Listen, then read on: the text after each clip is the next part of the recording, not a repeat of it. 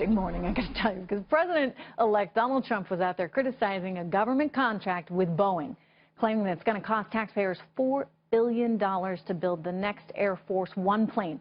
Trump originally tweeted that he would cancel the deal, and now he's doubling down on his comments. Take a listen to him here just a short time ago at Trump Tower.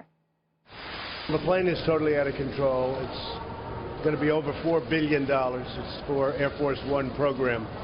And I think it's ridiculous. I think Boeing is doing a little bit of a number. We want Boeing to make a lot of money, but not that much money.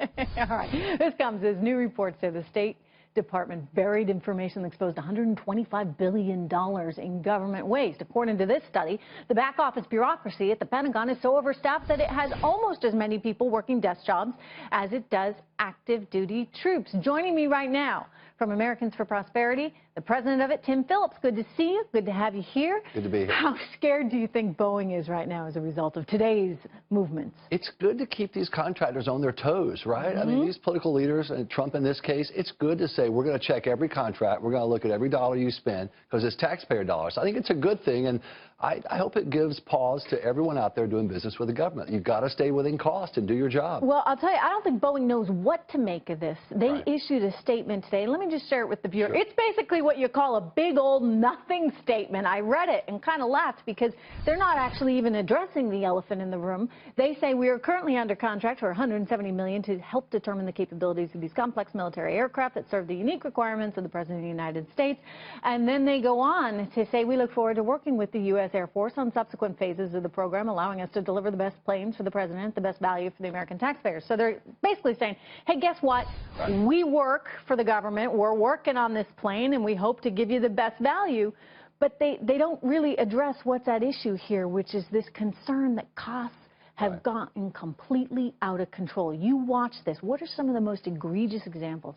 Well, we have debt at $20 trillion, so it's across the board. But it seems like contractors see the initial contract just as a starting point for negotiation, right? You get that authorization, maybe it's $1 billion or $2 billion, and it starts skyrocketing. We see this across the board, whether it's Export-Import Bank, which has gone dramatically over the years, or just bureaucracy after bureaucracy. But it's good to hold these guys accountable on a consistent basis to the original terms of the contract. In the private sector, that's what's happening. That's what government should do. Boeing, can we show shares of Boeing right now to the viewer?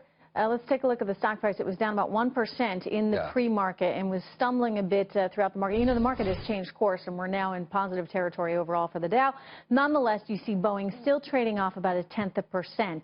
You know, it used to be basically with these big government contracts, it always has been, you know, you kind of got free reign. You walk in there, if you're Boeing, I mean, who else is going to build Air Force One?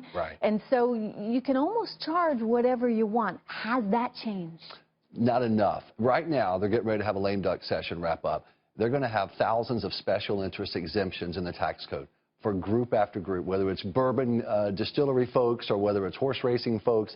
They all get their chunks because of these special interest groups that they pay for, basically. And that's got to be stopped. We need lower, flatter rates across the board. And when you actually get a government contract, it should be openly bid on. And you ought to have to live up to the terms of the original contract. Hey, let me quickly ask you, $125 billion that the and hidden away. They buried this report, $125 billion over just 5 years. Internal report they asked for, they paid for it. Imagine, Trish, how much they paid for this report. And it looks like they buried it and haven't done anything about it because they're afraid about their congressional budget. You say good for Trump on exposing all this stuff. What do you mean by that? I think that political officials, elected leaders, ought to be willing to hold every single federal contractor accountable to stay within cost. The private sector does that. It's time government does it. So good for them in this regard. This is what people liked about him. They liked the idea that they were getting a businessman who would come to office and say, look, let's get some accountability here. Good to see you, Tim. Absolutely. Thank you so much.